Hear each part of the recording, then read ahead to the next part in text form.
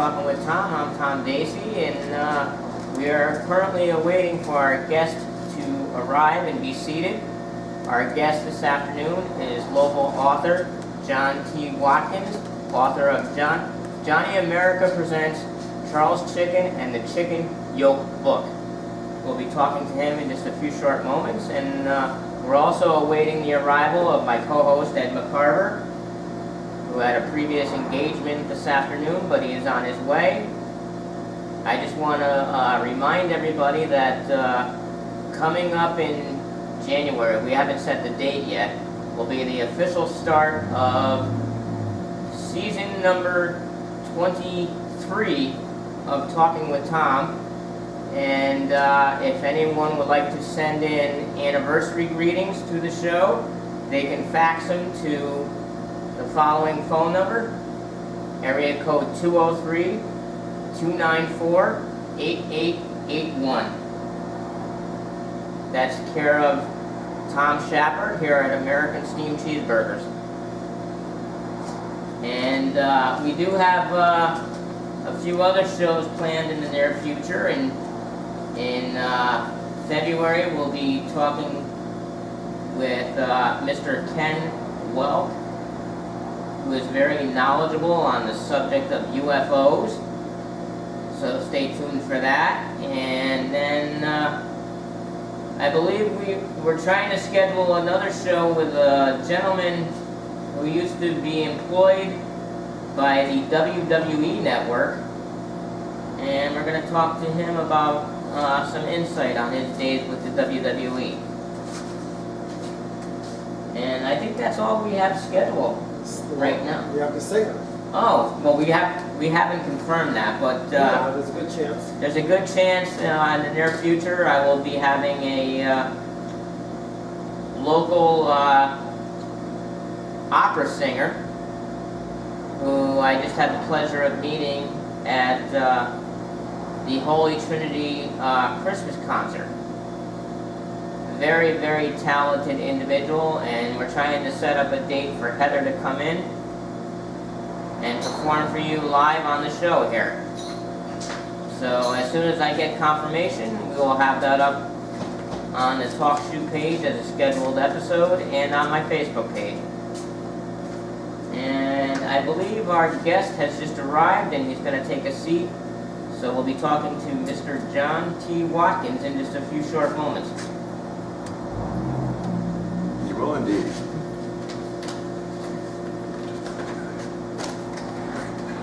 And as I said, we're awaiting the arrival of my co-host, Mr. Ed McCarver, who will be joining us shortly.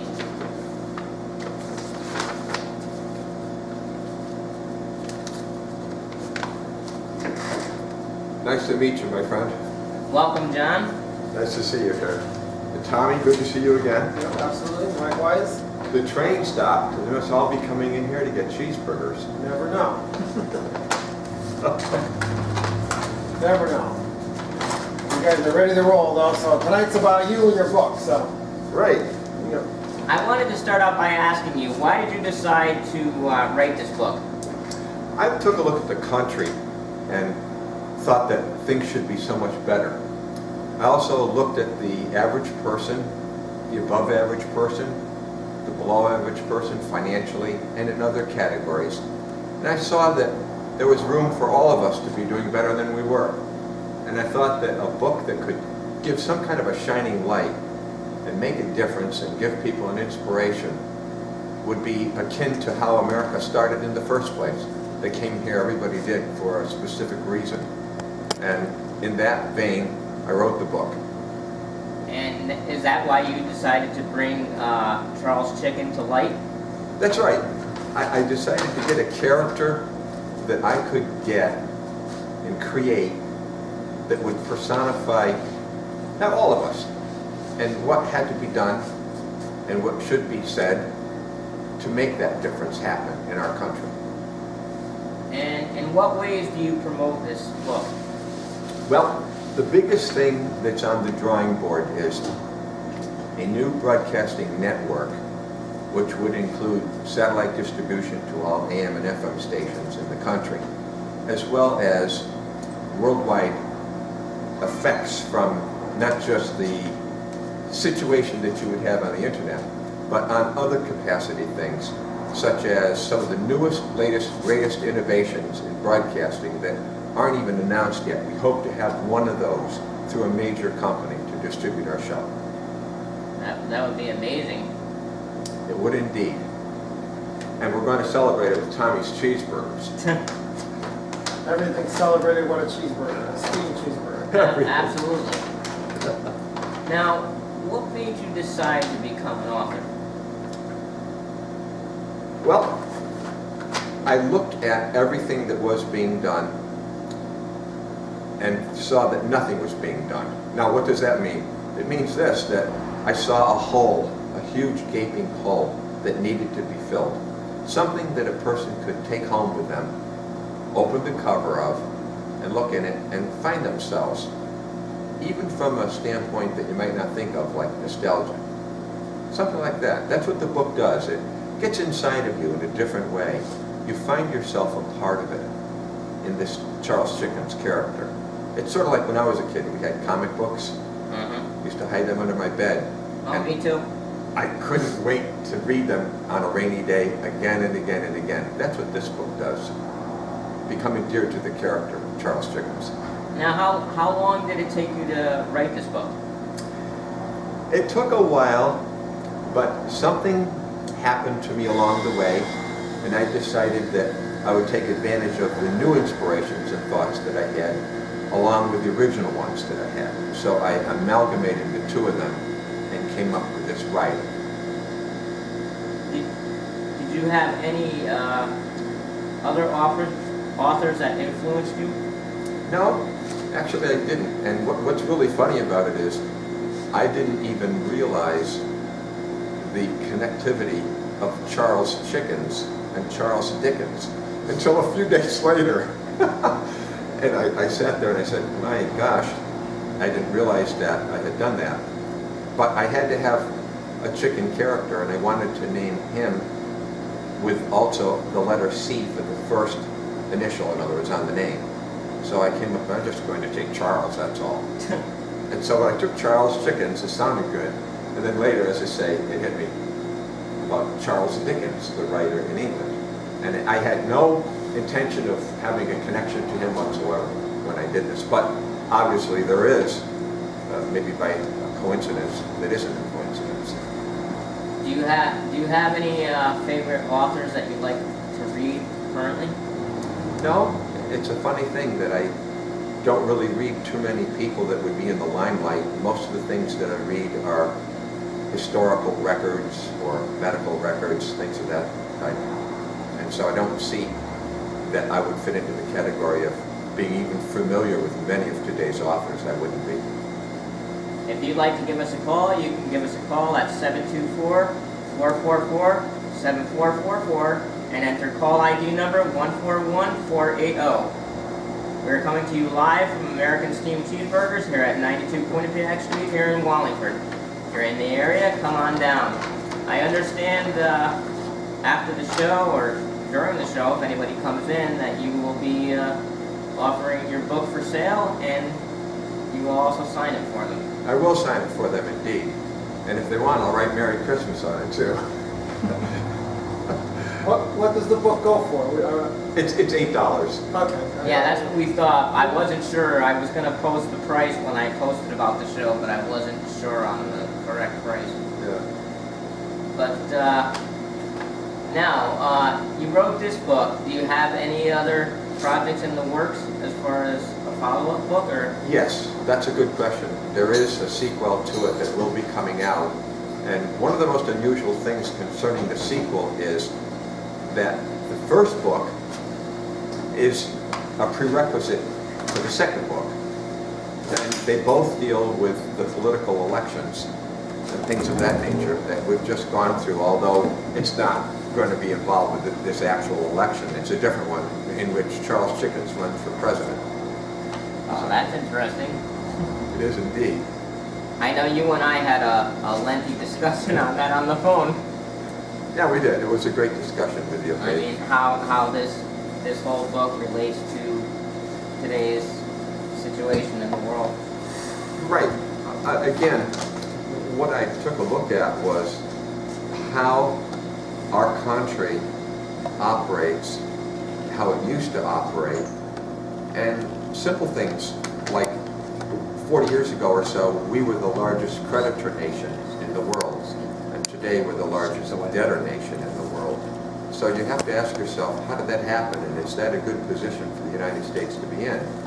The answer is not a good position for us to be in, and we do need to rectify it, make it different, so that we're in a much better shape than we are currently financially across the board. Before I turn things over to Mr. Ed McCarver, who just arrived, speaking of the election, you and I were talking on the phone. I want to get your input on some of the,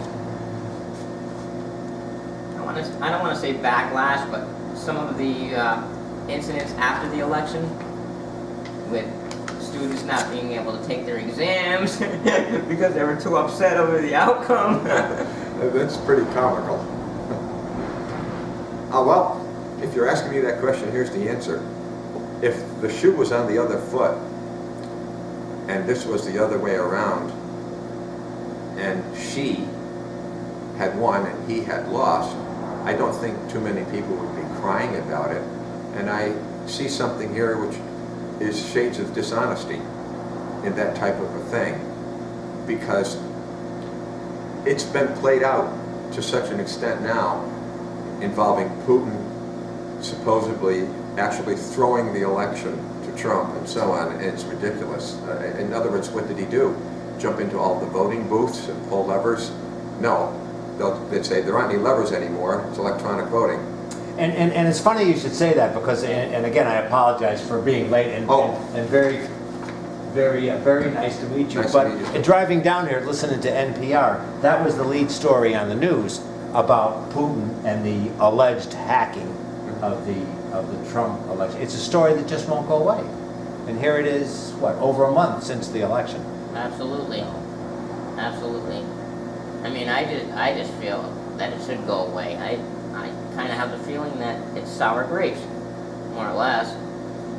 Well, depending on, and if you discussed this earlier, I apologize for being late, but I know there was talking, I think it was Trump himself, the talking heads, the MSNBCs, the Fox, the CNN. During this election season, the ratings were skyrocketing. Now that the election's over, They need something else. we have a new president-elect. Their ratings are probably going in the tank, and they need something to keep it going.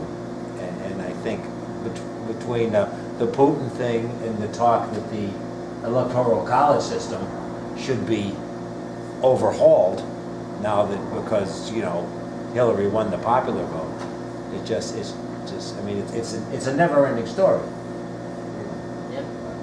There's an air of falsehood about all of it, because you know in your heart that Putin simply couldn't really do anything at all to change votes or to rearrange the count of the votes or some type of skullduggery which would be proven in the end to have changed the outcome from what people actually cast a vote for. It's preposterous. Yeah, and I think it's comical that before November 8th, Trump was calling about a rigged election, and now that he won, it's Hillary and everybody else saying it's a rigged election because of Putin. So, but who knows? Well, that's a good point, because in many past elections, in many different states, many irregularities were uncovered. We've all heard about it, and then in some cases it's been proven that the names of dead people actually were found on the voting lists and so on. And people came in and took advantage of that, obviously on cue.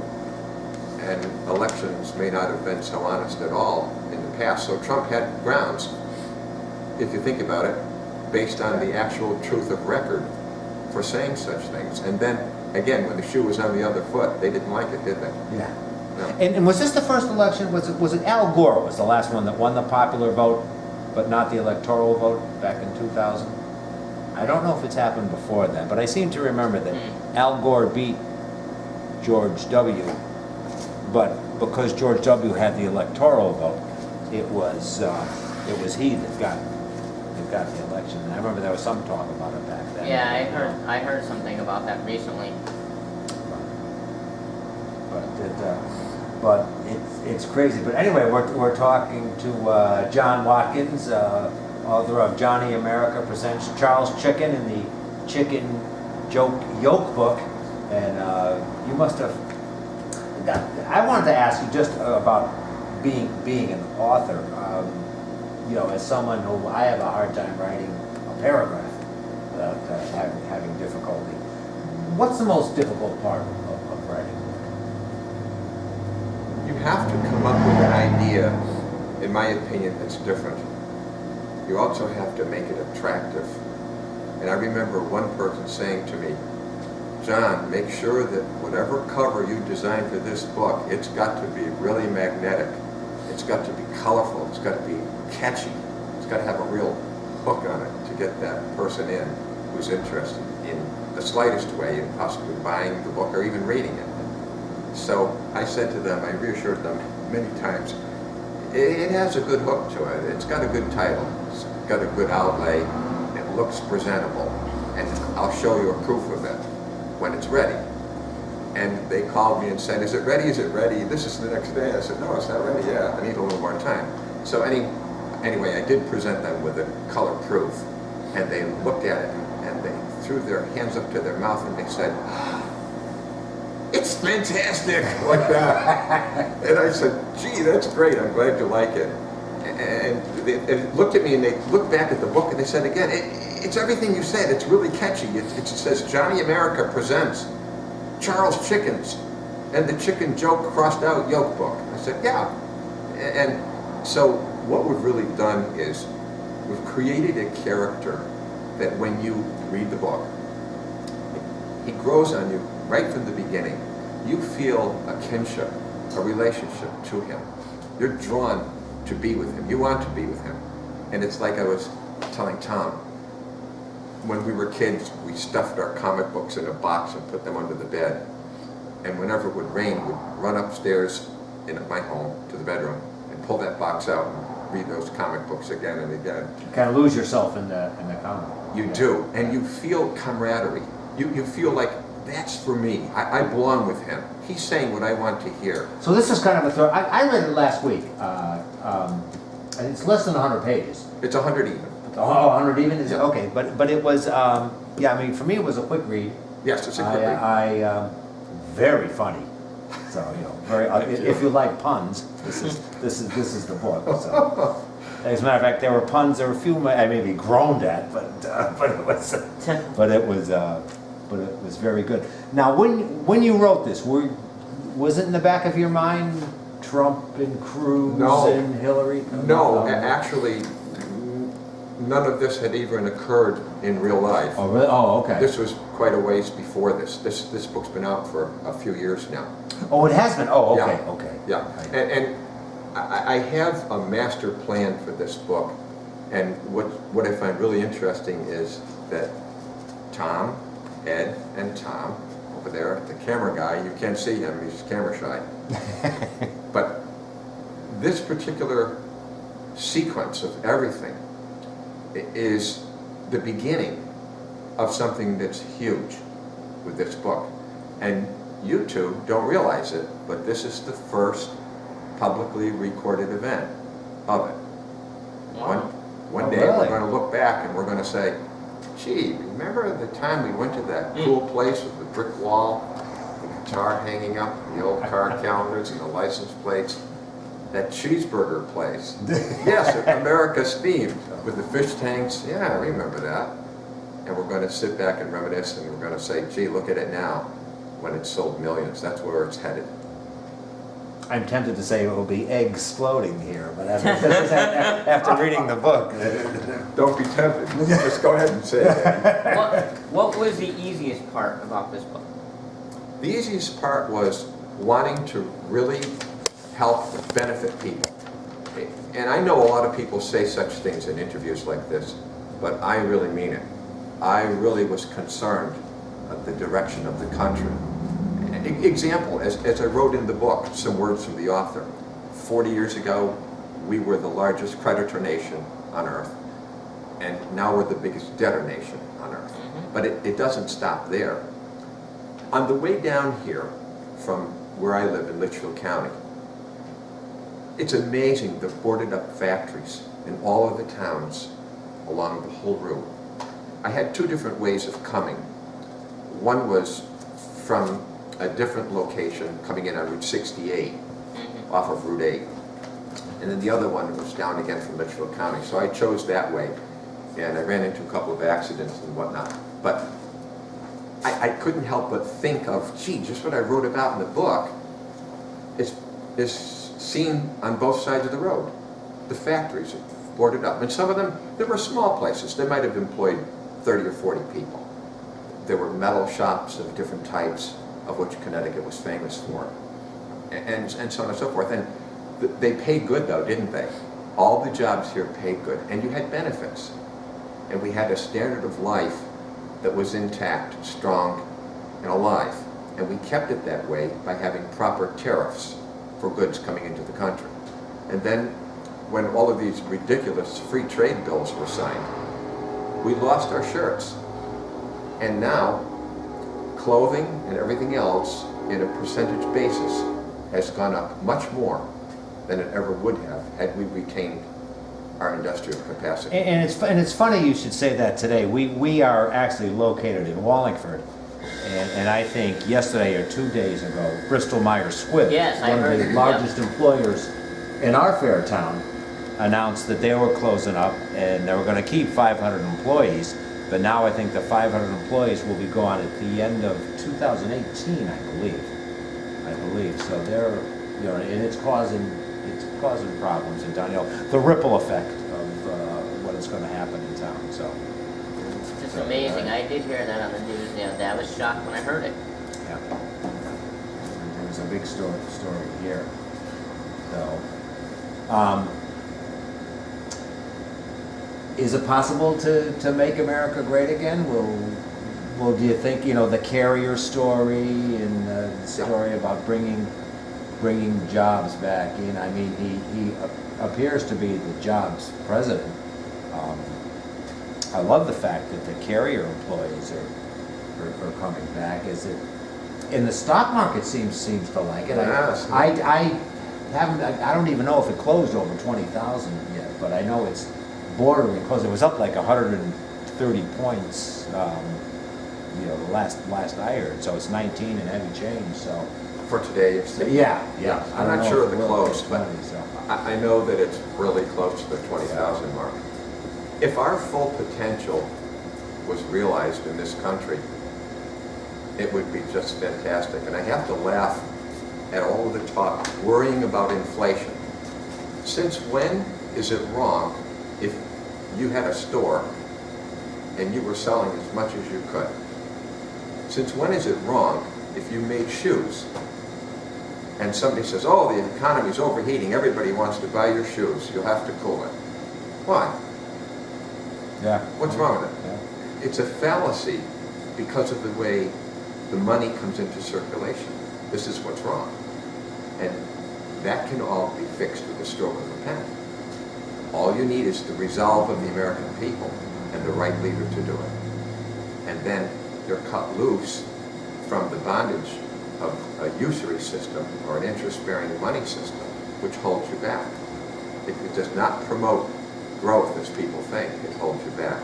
Do you think we have the right leader now, despite all the controversy? I mean, I've had friends of mine that the old move to Canada, move out of the country. I've heard it all over Facebook. It's been all over Yeah, Facebook. yeah. They're threatening to leave. Yeah.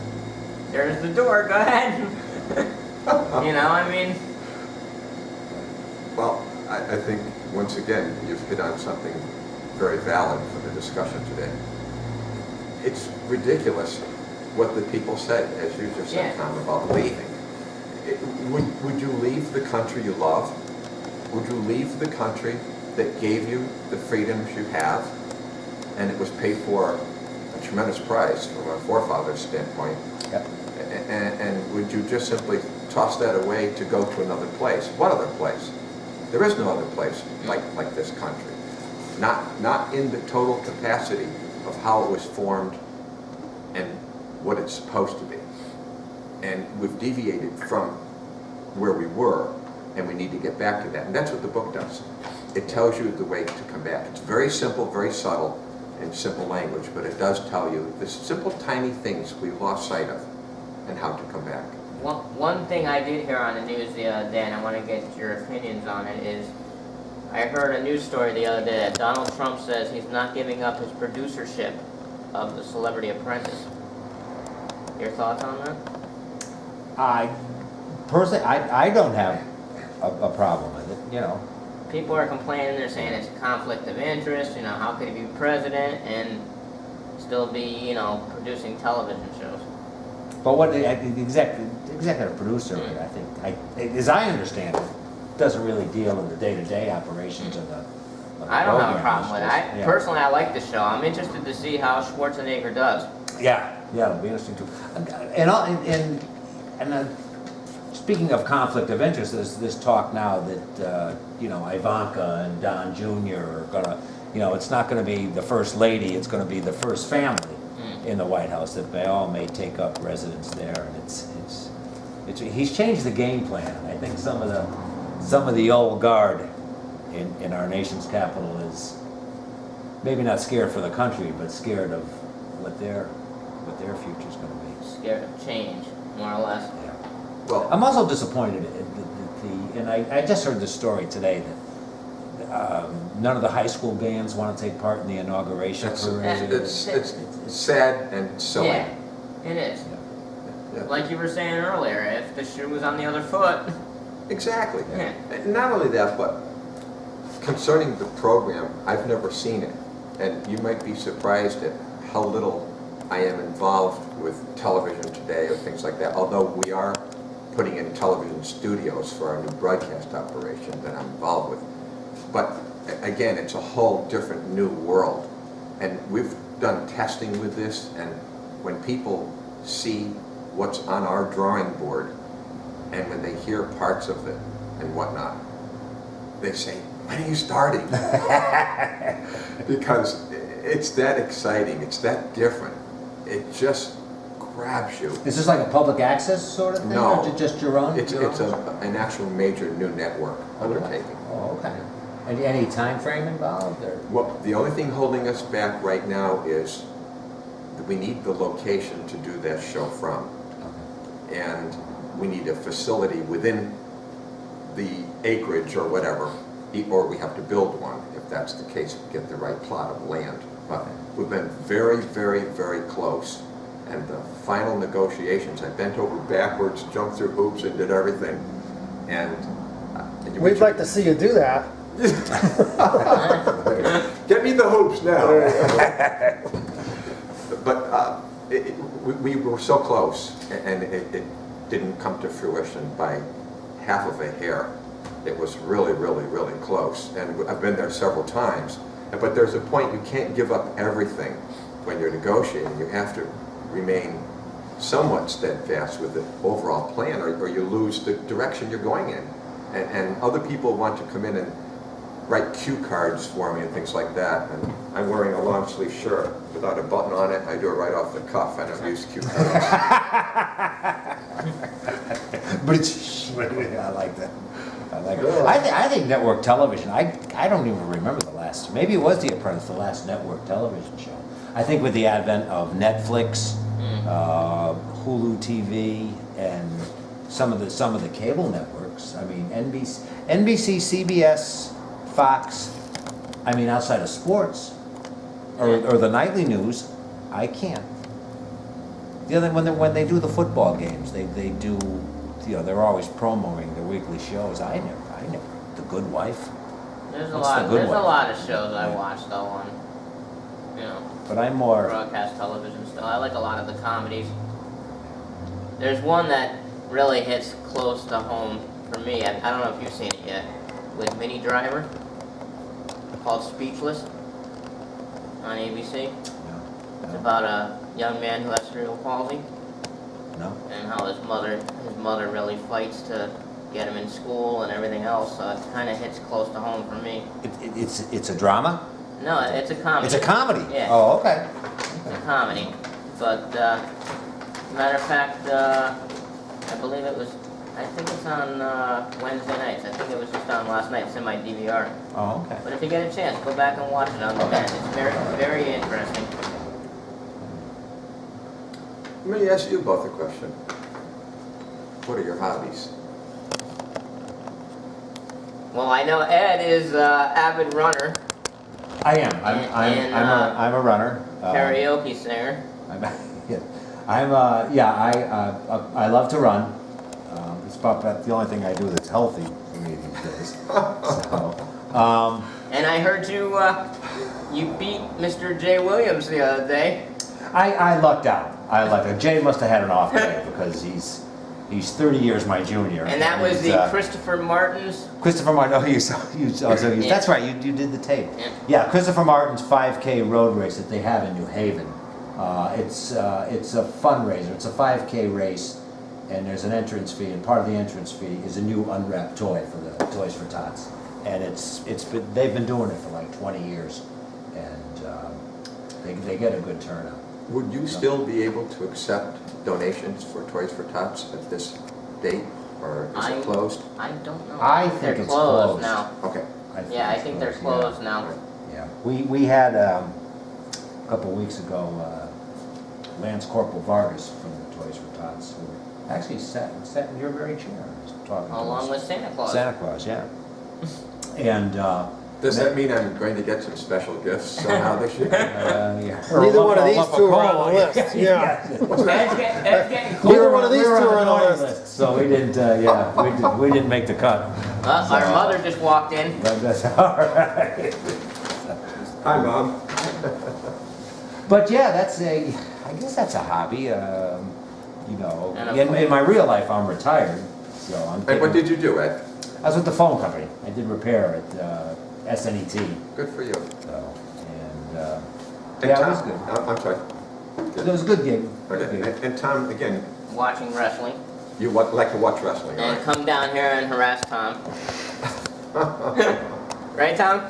Yep, I'm Now, not. here's an observation for your program that a lot of people would love to know more about and perhaps do not. I don't know, how many shows have you done here over the last year or two? In this format here, we've done a This is number handful of 9. shows, but we've been together on the air for over 10 years now. Great, right. So- I'll tell you And I why. still like them, which I don't know. It's a great combo, and what you have is highly unique, this little get-together here. And look at the decor, as I said before, look at the brick wall. Look at it. It's like New York or Philadelphia It or is. Boston. Yeah, it's a lot like it. And the whole atmosphere is this cool little deli-type shop that does this really unique type of cooking. We spent several years, I don't want to say stuck in a studio, but we were in a studio, you know, where the lighting had to be right Yeah. and, you know, the makeup. And we were both have faces for radio. And we were restricted.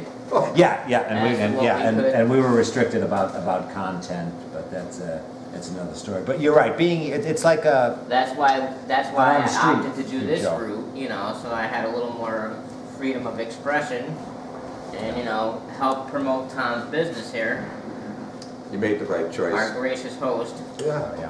yeah, it's great. Even though he is a Jets fan. Is that a football he just took out of that cooler? What's that? Two Jets fans. What's that stand for? Just having suffering? Did you let the air out? No, that's New England, but that's, I know. but I But I just I'm wondered a if it might diehard- be catchy, yeah. so you know, maybe. I'm a diehard Jet fan too, and I think I'm somewhat older than Tom. Ready for another loss Saturday We'll night? see. But I was around for Namath, but I think that's probably my last claim to fame. I told my son Drew, I says, listen, when I'm dead and the Jets win a Super Bowl, just come put a flag on my grave, something like that. A pennant flag, right? yeah. And there are the So- famous Deflategate wall. Oh my gosh, that's so funny. And then there's the Hillary Hooch. Yeah, Hillary Classified flavor, we can't tell you that. Yeah. I have my Donald Trump bottle. Yep, Home. yep. unopened. That's gonna be a collector's item someday. Probably already is. There it is, the Trump tonic. That is so funny. Yep. Oh, that is so funny. And it's good. As a matter of fact, I think tonight he's doing part of his victory tour, as Trump says. I think it's Hershey, Pennsylvania tonight. Is that right? A thank you tour. Oh, wow. And it's funny because One American Network, which is one of the cable networks, broadcasts his speech, and it's funny because my son went to see my son Drew, who's sort of politically active, but he went to the Trump rally in Fairfield over the summer, and he said he did his greatest hits, and his greatest hits were lock her up. Who's going to build the wall? Who's going to pay for the wall? And it was just, he said it was awesome. But it was more like, he's like a rock star. That whole thing still bothers me, though, that she got off the way she did. Well, It's surprising that I don't know who else would have been able to get off scot-free like that. If it was you or I, we wouldn't. No. well, I think what he says, and they were talking about, the election's over, let's unite the country. Maybe down the road, if you want to do it, but Hillary is history now. And although, God, we're not talking about the book of your career at all here. But now I'm thinking, is it Monday because now, and NPR was talking about this today, the actual electoral college representatives On the 19th. on the 19th, which is Monday. Monday, Which yeah. is Monday, 2 days after the Jets win. Yeah, Which is right. which is when they have to actually physically cast their ballots for who they're supposed to. And now there's talk, not necessarily that they're going to vote for Hillary, but maybe cast their ballot for Pence instead of Trump or something. Yeah, but the talking heads are going crazy. John, Yes, go I ahead. wanted to ask you, what was the best piece of advice you received as far as your career as an author? I already had guessed at what people would say to me, and I'm just telling the truth here. The biggest one was what I mentioned a while back in this interview, and that would be when you select a plan for the cover of that book, they would say, you want to make sure that that cover is attractive and catchy. And if you hold that up to the camera, so they could see the cover of that book, I don't know how the focusing works at that angle, but it's quite catchy. Both the color scheme with the name Johnny America and the other attributes of the book, the little flags, there's another flag on the back and so on. Yep. And you have the red, white, and blue. And then you have everything on the table, so to speak, that's set. It's ready to go. And so I wound up hearing people say to me what I had already thought of. And to be honest with you, I can't really think of anything else that anybody said to me that was a piece of advice that I hadn't already contemplated. Actually. I wanted to ask, and it seems like everybody's is writing books these days, and I'm wondering, and I just went through a list. Jimmy Fallon, Snooki, O.J. Simpson. I saw something that Dennis Rodman had a children's book out. Are there too many authors or too many books out there, in your opinion? If I had to think about that, I would answer the question like this. If a person has a true inspiration or a meaningful goal of rightful influence for the betterment of others, then write the book.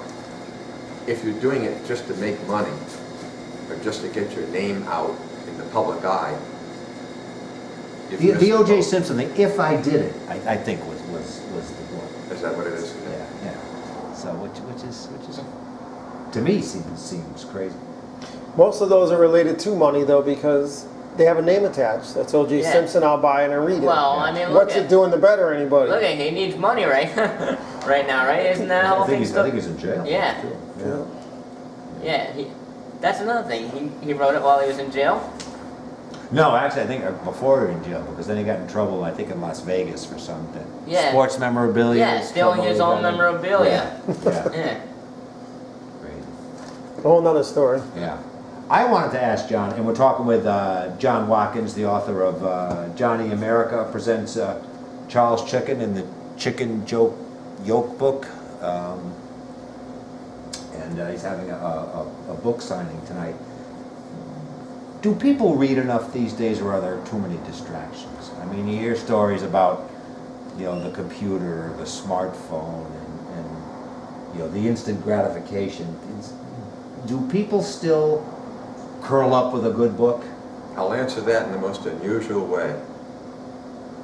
5 years from today, who will know about anything that anyone has written in this era at this time? 2 years from today, who will know much about anything that you hear on the news or anything else? So the point would be, what has a value? What's fun? What's interesting, truly? What might be witty or clever that you would recall, that you would hang on to? And it's the development of some type of either a character, fictional character, or it's someone in real life that you feel should be put on a spotlight, under a spotlight, I should say, on a pedestal, and that they have something to offer, or that they have a unique quality about them that made you feel endeared to them, or that made you just say, what? You know what I think about that? I want to know more. Then you have something lasting a little bit. It doesn't have to be the biggest thing the history books ever got a hold of, but it needs to be something that has some type of a statement attached to it, or some type of an ability to remember for a value presented. That's what I feel. What do you think of Stephen King? You're going to laugh. I write tons and tons of music and lyrics. I write theme songs for what you would call major motion pictures, although I'm not allied with any studios doing that. I do it on my own for my own work, and that's why we're doing the network, because we're going to be coming out with a lot of these productions. So I don't watch or listen to other people in broadcasting or anything else. That way my material stays fresh, completely different, and I have no plagiarisms at all that anyone could ever even suggest I was a part of, because I'm strictly original, 100%. Okay. I want to ask you, for anybody that might be listening out there who may be thinking about writing their own book, what advice would you give them? If you have a feeling and you find that that feeling stays with you from time to time, and that you reflect on it every once in a while, and perhaps it's something that's brought on by a particular mood of happiness, or it might be a mood of a little bit of sadness. But if you feel that there's something that you keep going back to, and that you think others also would do the same thing, even to a slight degree, then there's a market for you. And if you have an idea, this is the country to launch it in, right here. It is a discipline, though, right? It can be a discipline, yes, because it is not easy to do anything. I know when I run, to me, I think running is a discipline, because there are times I really don't feel like doing it, but I'll do it. Good for you. Yeah. Well, everything's a discipline, because you're going to find obstacles in your path that you didn't know existed. You're going to find difficulties and so on. And a case in point would be when you read about Charles Chickens listening to his parents discussing how his father lost his job on Sunnyside Up Farm.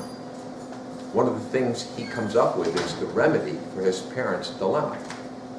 And that would be that he's going to write the Chicken Joke book. And his father tells him, but son, today's high production costs, right away, here's all the negative things. Yeah. You can't do this. But he's really smart, and he's got that pencil going, and he's got it all figured out, and he's going to do it. And he says, never fear, dear Dad. So it's full steam ahead, right? And he goes into it. And that's the American spirit right there. You mentioned writing music, and also, have you ever had the desire to do a screenplay? Or write a play, or theater, or movies? Yes, in certain types, I should say certain arenas, maybe. But what I'm more interested in is, if we look back at motion picture productions, and if we looked at the subject and predicate nature of those films, and then we looked at what happened to society, we would find that they displayed the oddities, the really 1 in a million type chance of this bad person becoming a big hit in life, but he or she wasn't a good person. They were a shady character. And they had bad morals and things like that. But what happened? They kept showing the American public this until finally, what has happened to our morals? What has happened to our respect for life? Look at the shootings, everything else. If you lose the ethic of life, then you lose everything. And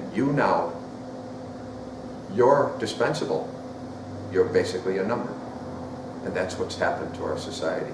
I can remember going into a bank many years ago, and I knew everybody there, and the tellers would come over and want to talk, and we'd have a laugh or two. And the bank was very different from what it is now. You were a name then, and they knew you.